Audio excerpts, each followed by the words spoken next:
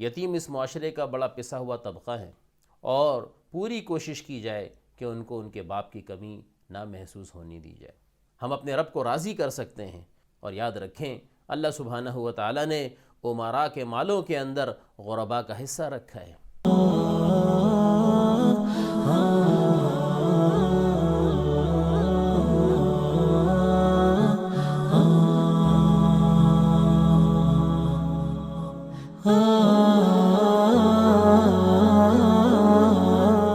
الحمدللہ وکفی وسلام علی عبادہ الذین اصطفی، اما بعد فاعوذ باللہ من الشیطان الرجیم، بسم اللہ الرحمن الرحیم۔ قال رسول اللہ صلی اللہ علیہ وسلم انا وکافل الیتیم کہاتین۔ جناب نبی کریم صلی اللہ علیہ وسلم نے جہاں بہت سے قیمتی ارشادات امت کو عطا فرمائے، اس میں سے ایک اہم اور ایک ضروری موضوع وہ یتیموں کی کفالت ہے، جس کے بارے میں نبی کریم صلی اللہ علیہ وسلم کا ارشاد کا مفہوم ہے کہ میں اور یتیم کی کفالت کرنے والے جنت میں ایسے قریب ہوں گے کہ جیسے یہ دو انگلیاں، اور ان دو انگلیوں کا اشارہ کر کے نبی کریم صلی اللہ علیہ وسلم نے ارشاد فرمایا کہ یتیم کی کفالت کرنے والا اس کو میرا اتنا قرب ملے گا جیسے اس ایک انگلی کو دوسری انگلی کے ساتھ قرب ہوا کرتا ہے۔ یتیم اس معاشرے کا بڑا پسا ہوا طبقہ ہے۔ یتیم بہت قابل ترس اللہ سبحانہ و تعالیٰ کی مخلوق ہیں۔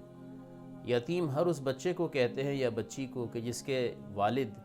بچپن کے اندر انتقال کر جائیں، اور بلوغت سے پہلے تک کا زمانہ یہ یتیمی کا زمانہ شمار ہوتا ہے۔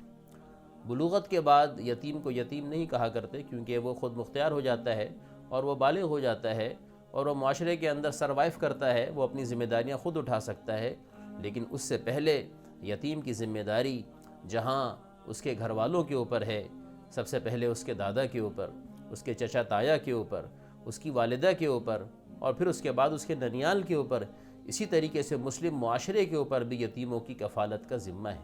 مسلمان حکومت کے اوپر بھی یتیموں کی کفالت کا ذمہ ہے کہ ان کی تعلیم کا بندوبست کیا جائے، ان کے کھانے کا بندوبست کیا جائے، ان کی رہائش کا خیال رکھا جائے، ان کے کپڑوں کا خیال رکھا جائے، اور پوری کوشش کی جائے کہ ان کو ان کے باپ کی کمی نہ محسوس ہونے دی جائے۔ اس کے لیے عام زندگی کے علاوہ خاص طور پہ ایسے مواقع کہ جب بچے کو اپنا باپ یاد آتا ہے، جب بچے کو اپنے باپ کی ضرورت ہوتی ہے اور شفقت کا ہاتھ رکھنے کی ضرورت ہوتی ہے، غمی کے موقع، خوشی کے موقع، عید اور بقرعید کے موقع، ایسے مواقع کے اوپر بچے کے ساتھ کھڑا ہونا، اس کے ساتھ تعاون کرنا، اس کی حوصلہ افزائی کرنا۔ بچے کے امتحانات ہوتے ہیں، ان امتحانوں کے اندر بچے کی مدد کرنا، اس کی کسی پوزیشن کے اوپر اس کو انعام دینا، اس کی کسی غلطی کے اوپر اس کو پیار محبت سے سمجھانا، اور دوسرے بچوں کو بھی یہ احساس دلانا کہ بیٹا یہ بھی آپ کا بھائی ہے اور اس کی آپ نے سب سے زیادہ کیئر کرنی ہے۔ ایسے ہی اساتذہ کی ذمہ داری ہے کلاس روم کے اندر، اگر بچہ مدرسے کے اندر پڑھتا ہے تو مدرسے کے اندر، اگر بچہ کسی اسکول یا کسی اکیڈمی کے اندر پڑھتا ہے تو اس اسکول اور اکیڈمی کے جو ایڈمن کے لوگ ہیں، جو اس کے پرنسپلز ہیں، جو اس کے ٹیچرز ہیں، ان کی ذمہ داری ہے کہ اس بچے کو اہمیت دی جائے، اس بچے کے اچھی پڑھائی کے اوپر اس کو اپریشیٹ کیا جائے، اس کی حوصلہ افزائی کی جائے، اس کو شاباش دی جائے، اس کو گفٹس دیے جائیں، تاکہ اس بچے کو احساس محرومی نہ ہو۔ اللہ سبحانہ و تعالیٰ نے گویا کہ ہمیں جنت کمانے کا ایک موقع عطا فرمایا کہ ان بچوں کے ذریعے ہم جنت کما سکتے ہیں، ہم اپنے رب کو راضی کر سکتے ہیں، ہم اللہ سبحانہ و تعالیٰ کے ہاں اپنا مقام بلند کر سکتے ہیں۔ اور یاد رکھیں اللہ سبحانہ و تعالیٰ نے امراء کے مالوں کے اندر غرباء کا حصہ رکھا ہے۔ ایسے ہی قسمہ پرس لوگوں کے لیے اللہ سبحانہ و تعالیٰ نے زکوٰۃ کا فریضہ رکھا کہ مسلمان اپنی زکوٰۃ کے مصارف جو شریعت نے بیان کیے ہیں وہاں پہ اپنی زکوٰۃ کو خرچ کریں، اور اس میں ایک بہترین مصرف جو ہے یتامہ ہے، ان کو تلاش کیا جائے۔ ہمارے معاشرے کے اندر بہت سے ایسے بچے ہیں جو یتیم ہو چکے، ان کو تلاش کر کے ان کی کفالت کی جائے، ان کی تعلیم اپنے ذمے لے لی جائے، ان کا نان نفقہ اپنے ذمے لے لیا جائے۔ یہ اللہ سبحانہ و تعالیٰ کی طرف سے گویا کہ ہمارے لیے جنت کا ایک ٹکٹ ہے، جنت کمانے کا ایک ذریعہ ہے۔ درد دل کے واسطے پیدا کیا انسان کو، ورنہ عبادت کے لیے کچھ کم نہ تھیں کروبیاں۔ نبی کریم صلی اللہ علیہ وسلم بنفس نفیس خود اور آپ کے صحابہ کرام اور خلفائے راشدین اس بات کا خصوصی طور پہ اہتمام کیا کرتے تھے کہ یتیموں کی کفالت کیے جائے۔ کسی بچے کے والد کا انتقال ہو گیا، کسی بچے کے والد کسی جنگ میں شہید ہو گئے، کسی حادثے کے اندر اگر فوت ہو گئے، تو رسول پاک صلی اللہ علیہ وسلم اور صحابہ کرام خصوصی طور پہ ایسے بچوں کا اکرام فرمایا کرتے تھے۔ اور ہمارے بڑوں کی بھی یہ عادت رہی ہے کہ وہ یتیماں کی مدد کیا کرتے تھے۔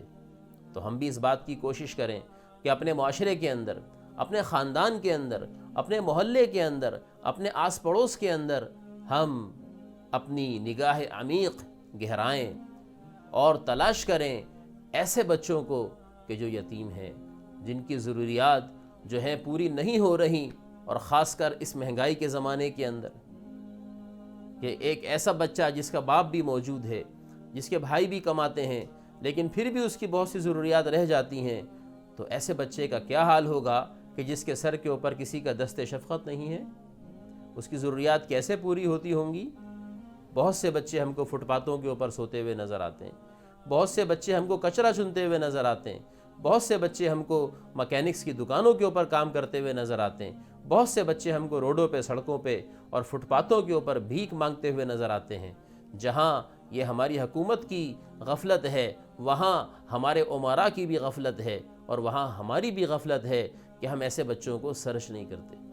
ہم ایسے بچوں کو تلاش نہیں کرتے، یا اگر نظر آتے ہیں تو ہم ان کو اگنور کر دیتے ہیں، ہم ان کو اگنور کر دیتے ہیں۔